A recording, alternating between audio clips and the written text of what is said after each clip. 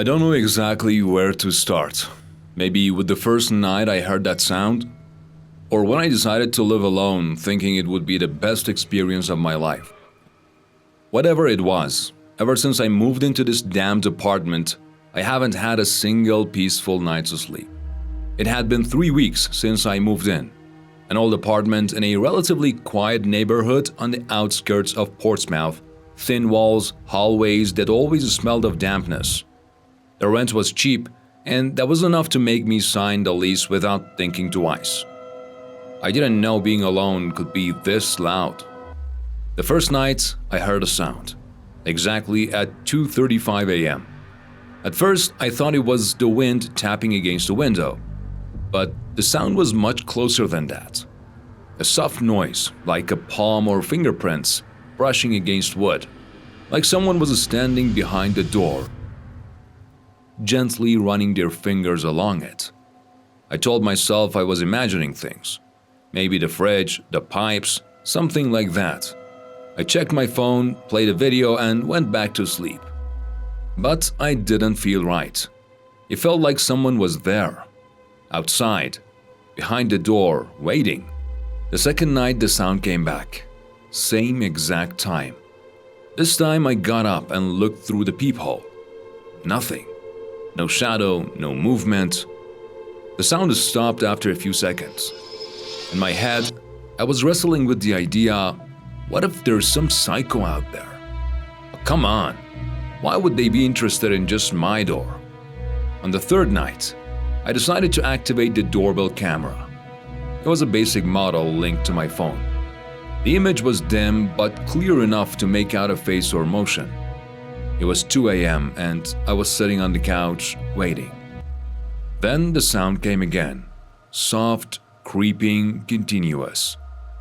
I looked at my phone. The camera feed, at first it was empty. Then someone entered the frame. My heart stopped. A man, tall, dressed in dark clothes, standing in front of my door. He didn't move, didn't do anything. Just stood there, staring. He wore a white mask, not the creepy theatrical kind, just a plain expressionless mask. Pure white, no eyes, no mouth. He didn't move, didn't say anything. The only sound was that same cursed scraping of fingers against the door. I called the police. My voice was shaking. Told them there was a man outside my apartment wearing a mask. A few minutes later, I heard sirens in the distance. The man stepped back, silently. The camera caught him turning and walking into the darkness. No footprints, no trace. When the police arrived, they just shrugged. Until he does something, there's not much we can do, they said. At least you have a camera. If he comes back, record everything. Night 4. It happened again. This nightmare just wouldn't end. This time, he didn't just stand at the door. On the camera feed, I saw him slowly, very slowly, turn his head toward the camera. He looked directly at it. For the first time, I felt like he saw me. He knew I was watching. And then, he smiled. The mask had no mouth, but his face, behind it, seemed to move. A subtle shift. And the feeling that came from that image made me drop my phone. That night, I didn't call the police, because I wasn't sure it would help. Instead, I decided I was going to leave the building that very night. But something made me stay a bit longer. In the morning, the police called me. A gruff voice asked, "Are you Ryan?" "Yes," I said. "What's going on?" "Your neighbor, James Whitmore, disappeared last week. His family reported he stopped answering their calls. Today we entered his apartment." I didn't say a word, just listened. The officer continued. "We reviewed some internal building camera footage. There's a strange image we thought you might want to see." They sent me the video. When I played it, a chill went straight through my bones. The same man, same mask, standing still in front of James's apartment door. Just standing there. The timestamp on the footage? Exactly 2:35 a.m. The officer said, "That's the last time anyone saw James. After that, there's no trace." I didn't sleep that night. I sat in a chair, staring at the door. A knife next to me. Lights on, no sounds, just waiting. 2 days have passed. I've been staying at a friend's place. Still haven't been able to go back. I still see his face, that mask in my head. The police are still searching for James, but there are no leads, no clues. Last time I went back to grab some things, I checked the live feed from the door camera one last time before leaving. There was no one there. But on the door, written in what looked like dirt or something else, just one sentence. Next door was first. I'd be grateful if you could like the video before I continue the story. This is a true story from my life. And until today, I haven't told a single word of it to anyone. Because every time I think about it, the hairs on my arms stand up.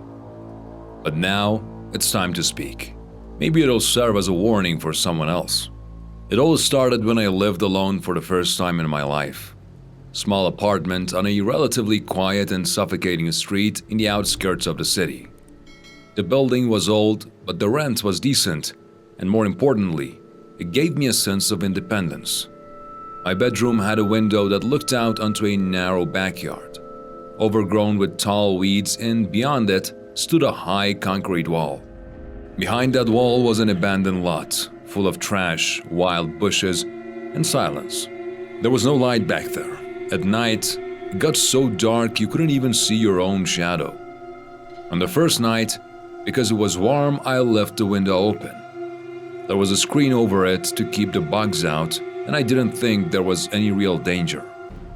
The first couple of nights were normal, just the usual sounds, crickets, and sometimes cats in the yard. Nothing strange. But the third night, when I woke up in the morning, the window was closed. At first, I thought I must have shut it in my sleep.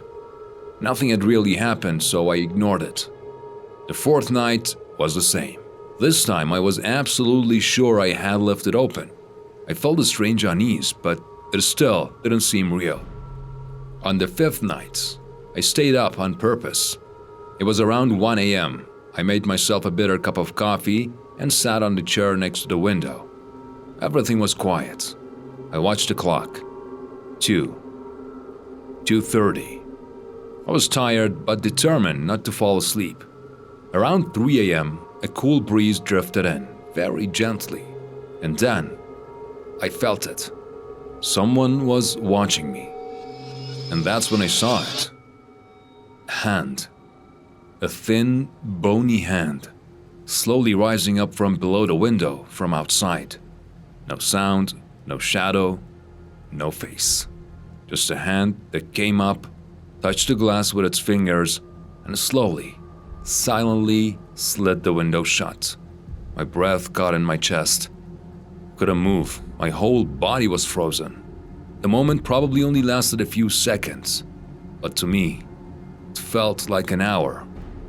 The first move I could make, I ran out of the room, grabbed my phone, and called the police.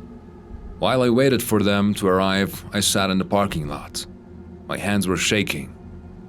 The police came, they searched everywhere, but no one was there. No signs of forced entry. No broken glass. Even the window screen was intact. I started to wonder if I was going crazy. Until one of the officers said, "Take a look at this." Just under the window, behind some tall weeds, was a single worn-out shoe. Muddy, torn, rotten. The kind of shoe that looked like it had been buried in the ground for years. There were no other tracks. No fresh soil. No signs that anyone had walked through there. The police said maybe someone had gotten in through the back, possibly a homeless person. But I knew that hand wasn't human. Not because it looked like a monster's, but because it was too calm, too familiar, yet somehow alien. There was a terrifying calmness in that motion, like someone who had done this many times before and was certain they wouldn't be seen. That night, I didn't stay in the apartment. I packed my things and the next day rented a small truck and moved everything to a friend's place. I didn't tell the landlord anything, just paid the rent through the end of the month and left. I never went back to that building. But still, some nights, when my bedroom window is open and a cool breeze drifts in, I get up without thinking, just to make sure it's still open, because I don't want to see that damned hand again. If you want to hear more scary stories, make sure to subscribe so we can reach 1,000 subs soon and bring you more.